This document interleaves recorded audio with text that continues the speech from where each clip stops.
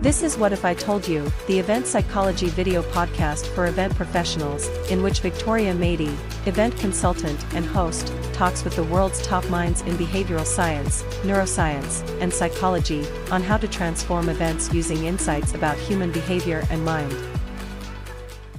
Hello, I'm Victoria Mady, and this is What If I Told You, the event psychology podcast, where I talk all things event psychology, that is how to apply brain science insights in events. And today, my guest is Michelle Niedziela, a behavioral neuroscience expert and neuropsychology, psychology, and consumer science. Michelle worked in both academia, Monell Chemical Senses Center, and industry, Johnson & Johnson, Mars Chocolate, in research and development of innovation technologies and methodologies for consumer research. And as a VP of Research and Innovation at HCD Research, Michelle now focuses on integrating applied consumer neuroscience tools with traditional methods used to measure consumer response. Welcome, Michelle. Thank you so much, Victoria. I'm so excited to talk with you. Michelle is my first guest who is a neuroscientist. And I should say, to me, neuroscientists are like magicians because they explore the most complex organ, the human brain. Mm-hmm. And basically every discovery from neuroscience leads to further breakthroughs and benefits for, every other industry and for so many aspects of our lives, right? And because Michelle's expertise in sensory science, I have a lot of questions about that. So can you tell us what sensory science is and how we can use its findings, how it can be useful in business, marketing, and events in particular? Absolutely. I think it's a really interesting space that I think not a lot of people are very aware of, right? We all use products every day in our lives that have designed tastes and smells. And nobody thinks about all the work that actually goes into curating those tastes and those smells. Creating an iconic experience, something that you recognize, that's familiar to you, that you like. Maybe it also, connotes or suggests some sort of use or feeling. We think about cleaning products and lemon smell, right? So it makes you think that something's clean. But, the lemon smell itself is not what's cleaning something. There's actual actives in it that are doing the, disinfecting and everything like that. Of course, lemon itself has its own actions, but it's very interesting that people don't realize how much work actually goes into creating that sensory experience. And our sense of taste and smell is so important to our survival. It's how we navigate the world around us. We smell different things, we taste different things. We have to recognize if a location is dangerous. Do you smell gas, for example? Do you smell smoke? You taste foods and it lets you know if it's healthy for you. Is it providing nutrients? Is it providing calories that you need for your brain to work? Is it something you like? Is it something you don't like? These are all things that are vital to our survival and such an important part of our lives that I think people often forget how integral they are to our navigation of the worlds around us. And so it's something that I've always really found very fascinating and important to better understand. I started off my academic life looking at the drivers of feeding behavior. So understanding when a certain taste or a certain smell affects your hormones. That ultimately controls if you're going to eat a lot of something or a little bit of something. All these things act as signals, and it's basically how we navigate the world around us. Right. That's fascinating, right? So, is there a difference between using sensory marketing for products and for experiences? I think that Not really, right? Because it's all about acting as a signal, as a cue for something. So whether the taste or the smell is in a product, right?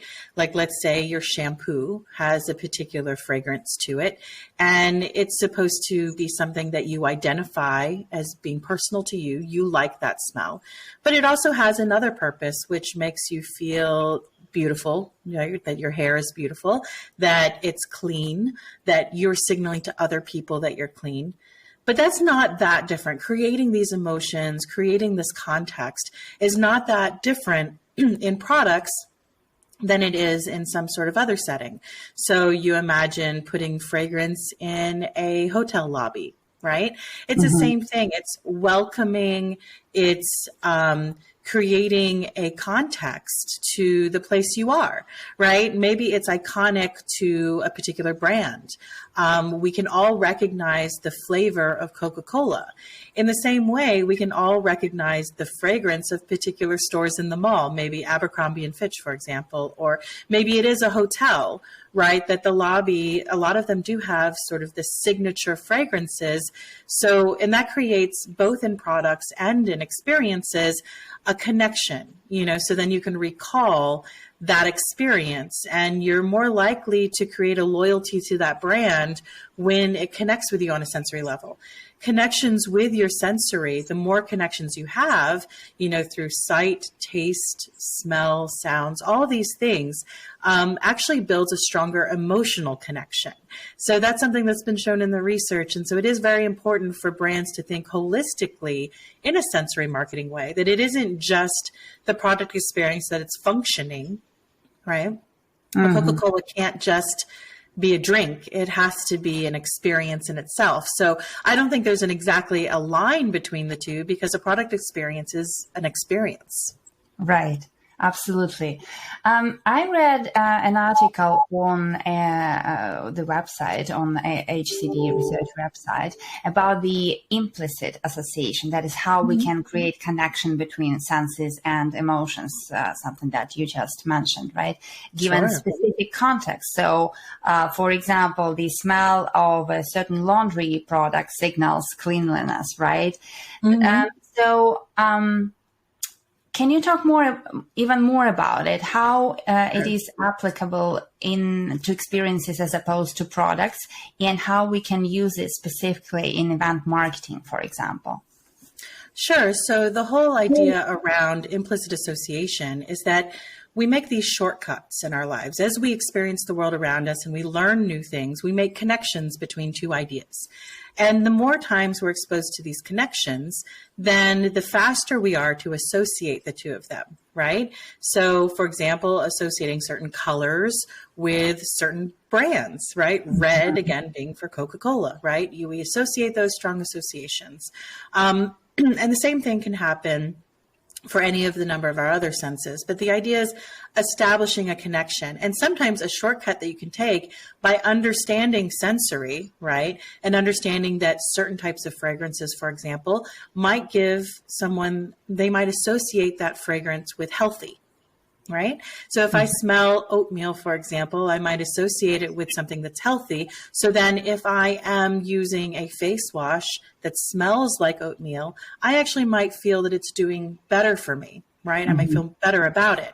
And I think that this same idea can really set the context for events as well. So if you really think about, how people maybe will be more relaxed, right? Or maybe being more energized, or again, if there's higher order benefits, psychological benefits that aren't so obvious, like, relaxation or being excited, but something that's more higher order, like healthy or happy or, intense or strong or whatever it might be, that you can set this context using sensory cues, right? So they can act as that cue, and it's that automatic association that you have and kind of sets the mood.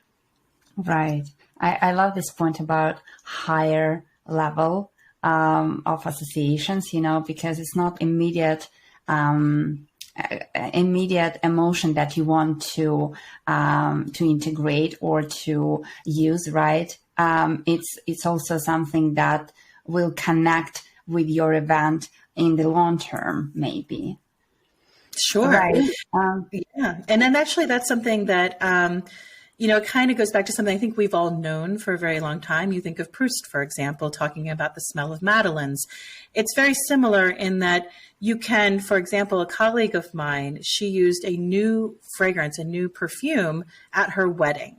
And she only takes it out for special occasions, that same exact fragrance, because then it reminds her of her wedding day. So maybe on anniversaries or on her spouse's birthday or anything like that, it can kind of bring you back to that moment, and you associate these feelings of excitement and love and all these other ideas that really are that higher order psychological association.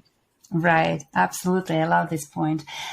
So what are the best ways to incorporate senses into the messaging and into communications to increase this emotional connection? Well, I think it does take a little bit of research, right? And a little bit of art. There are artists out there that really understand. I think when you think about perfumers, for example, or flavorists, they're chemists, right? Because they understand the chemistry of the compounds that they're dealing with, but it's a bit of an art as well in order to know which combinations to put together. But then after that, it's about the research on looking at exactly what are the reactions people have to these different fragrances, and do they associate it with the context that you're trying to put it into, right? So, making sure that it's a fit to your concept. So if you have an event that is, very exciting, having, that relaxing fragrance is probably not going to drive very well. And we do know that when things don't align, when they're kind of disharmonious, that it actually makes people not like the situation very much. And so that's something to think about, that you need this holistic experience where, the colors, the logos, the sound levels, the fragrances, the taste of the foods, everything like that need to work together to build into that overall context. If it's a healthy event, then you want it all to feed into that idea to be this harmonized message. We think about that a lot when we do advertising, that you have a consistent message, but that should really go into everything. It should go across not only branding, but also into the experiences people have in other ways with a product or event.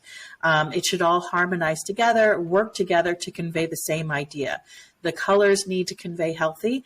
The fragrances need to convey healthy. It all should work together to build towards that context. Holistic and holistic approach and consistency are the two key words that we can actually use here, right?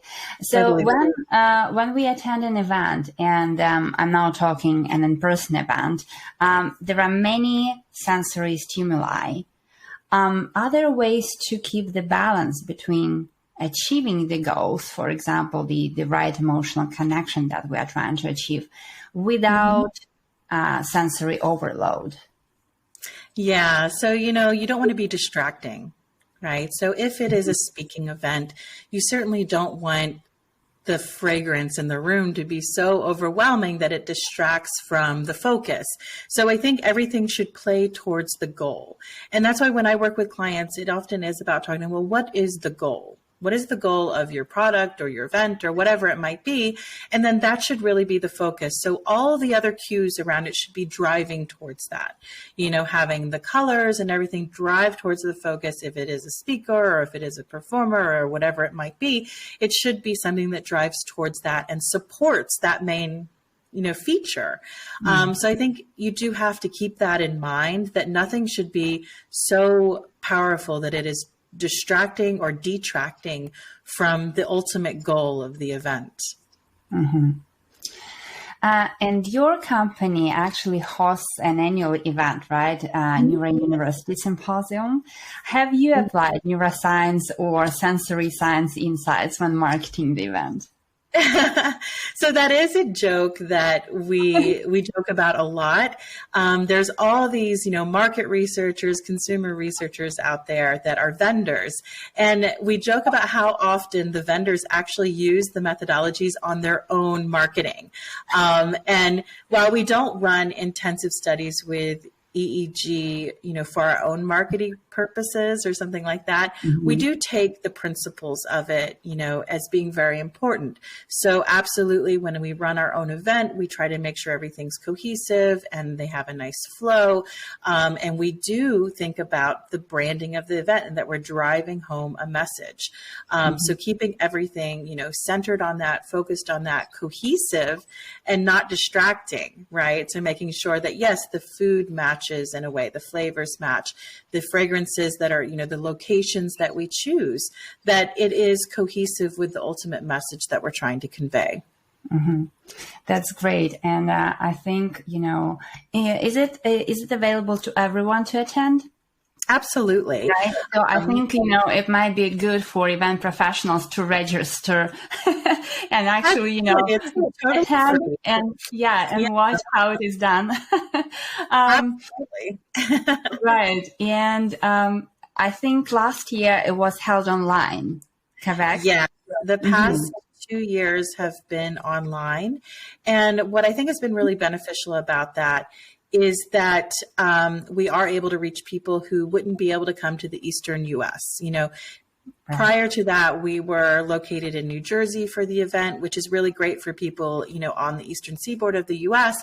But when we moved it online, we actually got a broader audience with people attending from all over the world. And we were able to invite other speakers because it has been really important for us to be able to integrate in, it's not just the HCD show. Right. We're trying to include experts from other industries as well and other companies because it is all about learning.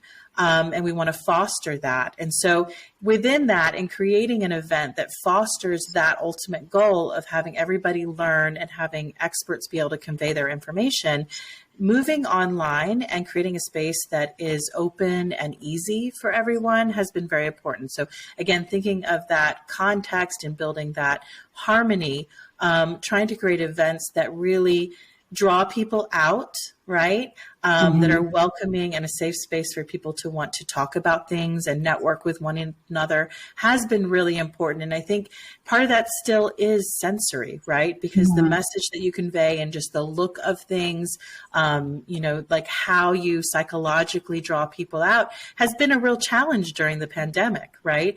As more conferences and more events moved online, it became more difficult to try to reach people and connect with people when they aren't sort of like trapped in a room, right? It's very easy to get distracted, turn your camera off and walk away when you're at home. But when you're at an event, you're stuck there until it's over. Everybody's going to see you leave. So trying to make people more engaged, I think does involve engaging them on more levels than just speaking at them, right? So I think thinking about the psychological and neuroscientific ways that we can really engage with people has been very important in being successful with more remote, workings and events and everything like that. And honestly, I think that's going to be a really big thing moving forward as we move into more of the metaverse. Finding ways to actually connect with people wherever they are is really important. I mean, we all have, cell phones with us all over the place, and it's really how we communicate nowadays. So we could be anywhere in the world. We could be grocery shopping and being part of an event at the same time. And so we really need to think about the best ways moving forward to connect with people emotionally, psychologically, engagement-wise, and informatively, making sure that they're getting that information. Absolutely. And I think that can be accomplished when you pay attention to those cues and the context and really, ways to connect with people. Right. And how understanding how the things work on a neural level and psychological level is very important for the event professionals to be able to improve the event design and to connect with people both online or live, right?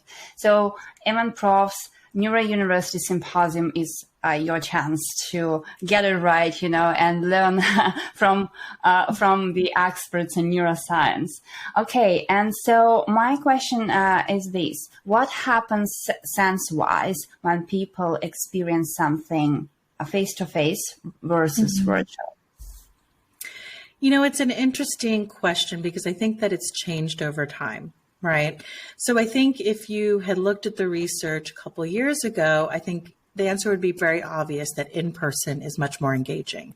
There aren't as many distractions, but we also have to take into account the reality of the world today, right? Where some form of technology is going to be important moving forward. And so we have to adjust our thinking on it and think of ways that we can sort of center people in that way that is very similar to being in person. But having those strong connections, right? Because you are missing almost like an emotional connection you can have with people in person, those chance meetings at the water cooler or the coffee station that you would have had in an event. How can we create that in a virtual environment? Because again, I think that metaverse experience is not going to go away. It's only going to become stronger. So we need to sort of learn from the past, learn from those live engagements and see how we can create that for people in a virtual space. It's going to be important for events because we are a global society. And while I think it is going to be a component that will always be live and be most important to be live, there's also going to have to be that added component that is more remote and virtual. And so finding ways to connect with those people are going to be very important moving forward. Is there something missing potentially in the virtual environment? Absolutely, which is why I think we have to work harder to find ways to connect with people that we are missing, from that in-person live experience. So what is the best way to appeal to people's senses when interacting online? I think having people engage in activities. When we had our event last year, we actually had a sensory magician do an event, and this really got people involved. They're using their hands, they were turning on their cameras, and having them do something that you end up part of the whole group. I think that actually brings people together. I think that there are other ways of doing other activities, like having people do teamwork, again, creating that sort of feeling you would get meeting people in person, making those connections, the emotional part of bonding with someone over an activity, that kind of creates something that you would have had in person. So I think it takes a little more work and it takes a little more effort, but it is really important if you do want to establish those feelings in that context of like collaboration, for example. If that's your goal, then you should really take that into mind in how you're curating your activities and events. I love this point.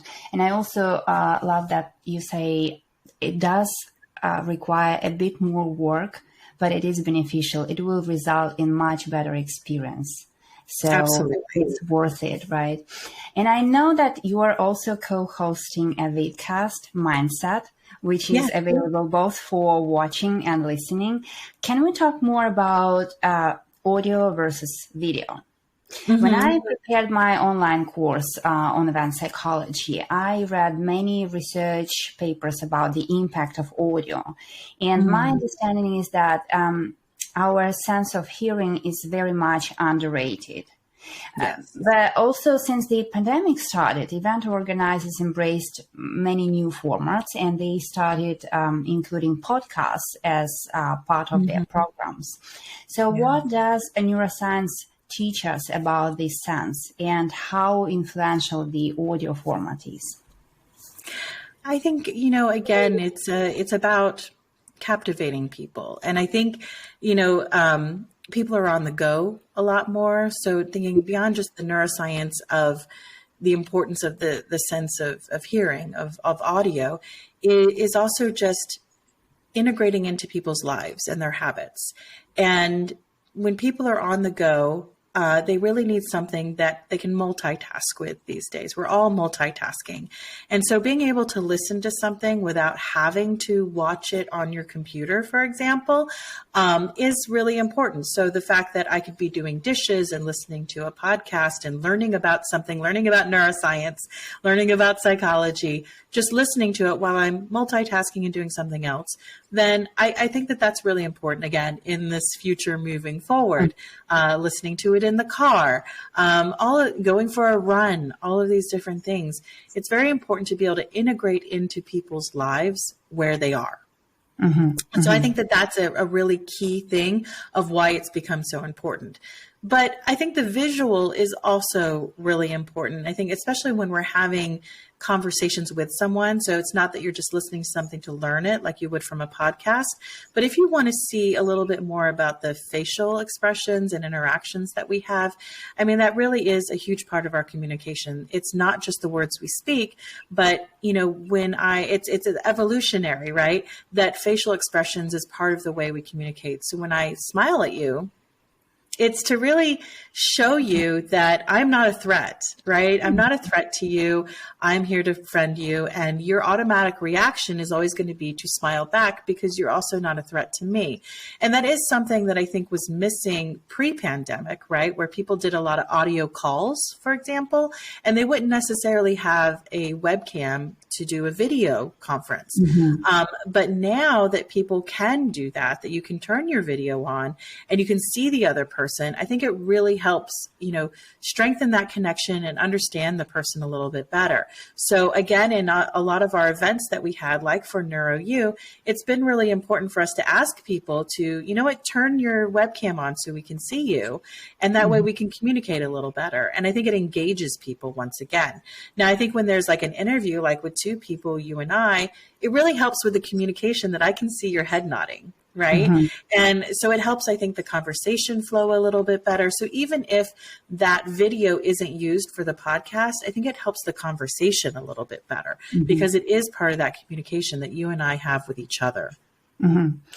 But some people argue actually that video makes them, more stressed, especially over time. It gets its toll, right? And people get this, Zoom fatigue. Yeah. Right. So what would you say to that objection? I think that's perfectly fine. I think, it's okay to say, I don't want to turn my video on. And we all have that option. And I think that's important to say. But, we do invite people, if you want to participate, if you're okay with that, turn your webcam on and let's see one another. And you don't have to do it the whole time, right?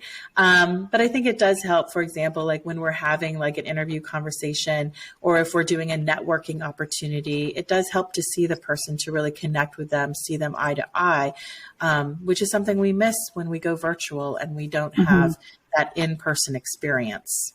Right. So I think in the context of events, that might mean that organizers need to incorporate different formats and let people choose, but also let them know that, there might be different opportunities within the event with camera on, with camera off, or different formats that would engage different senses, right? Okay. Yeah, I think we have to be open to it. And I think also accessibility is a really important thing because not everybody, can do all the different things. Maybe they don't have a webcam or maybe they don't have a high enough internet, connection to be able to support a video. So it's important to make sure that everything's accessible. Even being able to have closed captioning can be very important for people who are hearing impaired. So being aware of all of that and cognizant and respectful of other people's situations is paramount as well. Yes. One of the latest reports by your company was on audience priorities and what venues should do to drive attendance given health concerns in our COVID times. And I find it highly relevant for event professionals. So can you tell more about this research and about 3 consumer clusters that were identified and recommendations based on the research learnings? Well, it was a really interesting study because we were thinking about how different venues, right, were dealing with the shutdowns that were going around and also the fear that people had about going to venues. And when I'm talking about venues, I'm talking about movie theaters, concerts, sporting events, all sorts of different places you might go to where there would be a lot of people. Right. And when things were very intense with COVID, I think a lot of these venues lost a lot of money. Some of them closed. They had to let go of a lot of employees. But as things have started opening up, they've had to then shift and really think about, okay, how do we bring people back in? Like what what is going to be the price of admission for people? Like, is it going to be that we need to tell them that we're cleaning every day? Is it going to be that we're telling them that we're checking people before they come in? And all these things are going to cost extra money for these different venues to do, and an extra effort, on the employees. And so really trying to think about understanding consumers' needs better was an interesting question for us. So we decided to do this study by combining two methodologies from psychology and from traditional market research, one being MaxDiff, which is maximal differential, where you have people do a forced choice questionnaire where they're placed with two options, right? What is most important to you? Is it more important that the place is disinfecting all the chairs every day, or is it more important that they're taking people's temperatures when they come in, right? They had to go through a series of those statements to decide what's most important to them. And then we also did an implicit association test to then look at when different consumers, what did they associate with the different situations? So if you're looking at a movie theater, do you associate it with being any of those things? Is it, cleaner? Is it safer? Like, how do you feel about it? So by making those comparisons, you can see the consumers' wants, what they want and expect from a company, a venue, and then also what they currently see. And what that tells the venue then is the need gap. What's that their expectation is not being met by what they're experiencing at the venue. So they want safety at the movie theater, but they don't see it as a safe place. So what can the movie theater do? Well, the most important things they have listed here are that they want temperature checks, they want this or that and that. And what we did find in analyzing that data are those need gaps, but then we also found that you could segment the data. And that's really important when you think about things from a venue standpoint, because you might want to change your messaging depending on the type of consumers that you're looking for. So people who are more likely to be vaccinated, for example, are going to have different expectations and needs than a group that is maybe more anti-vaccination. So depending on because your messaging might actually turn off a group. So you may want to change your messaging depending on the consumer base that you have going for you. That's brilliant. That's again like a magic, like I said in the beginning. Okay, and I've got a couple of other questions for you to conclude our chat.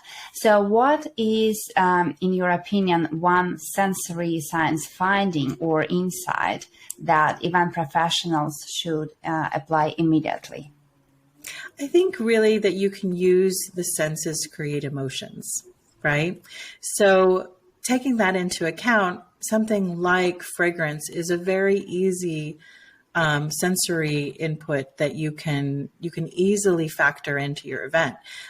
There are companies that provide technology for events using fragrance. So you can go to some of these companies and say, I would like a certain type of, feeling filtered into my event space. And they can help you create that by, having different technology that's going to be, misting in different subtle fragrances that can create a mood. And so that can be really important. And easy to do. It's very subtle, but you can create that context, you can create that experience, you can create those emotions. And that can be a great way of really engaging and connecting with your attendees. Brilliant. Do you have any resources or maybe books that you would recommend for those that are not neuroscientists, those that are not academic people, right, would read and understand it, apply it immediately in practice? I think, even just doing a rather simple Google search on sensory marketing is a really easy place to start. There are some key leaders in the field that are interesting to look at some of the work that they're doing. For example, Maureen Morin, I believe she's at She was at Temple University, but she's at Rutgers University now. She's done quite a bit of interesting research, and a lot of research papers have been published. Jeanette Haviland-Jones, she's also from Rutgers, and I believe she's retired now, but she's had some really interesting work she's done about spaces and flowers, and how having flowers integrated into a space can change the emotions that people experience. And also this idea that when we create spaces that are sensorily deprived, when we make things more sterile, it actually causes a lot of damage to us psychologically, and that it is beneficial to include things like natural smelling fragrances and natural looking colors, with, plants around and things like that, that it really does affect our psychology. So I think that those are some really interesting places to start. There are lots of books out there about the, importance of integrating psychology and understanding how psychology and neuroscience really, impact our everyday lives and our interaction with brands and locations and things like that. Some of them kind of, take a little bit of liberties with the research, but there's a lot of interesting ones out there. I like ones like, I think there's The Power of Habit. There's Proust Was a Neuroscientist. There's Predictably Irrational. Those are some interesting books to read. Take it all with a grain of salt, because they do tend to exaggerate the findings in the research to sell their narrative. But they are really fun reads, and they really kind of spark interest. And that's an easy place to start. And then look at the research that's cited, right? And then dive a little bit deeper to learn more. And I'm always happy to answer questions. So always feel free to reach out to me as well. Absolutely. I do encourage everyone to connect with Michelle on LinkedIn, for example, and I will provide all these links and all the titles that you mentioned as well in the show notes. My last question is: so the podcast title is "What If I Told You?" Can you complete this sentence with any one takeaway relevant to our conversation today? So, what if I told you? What if I told you that there are neuroscientists in just about every company that sells products that you buy every day? Great. Thank you so much. Thank you for your time, Michelle, and for your insights. I, again, encourage everyone to connect with Michelle and check her articles on HCD Research website as well. All links will be provided. Thank you for tuning in to What If I Told You, the Advanced Psychology podcast. And for more brain science insights and this episode recap, please join the Advanced Psychology Club. Remember, experiences take place in people's minds. Until next time, bye-bye.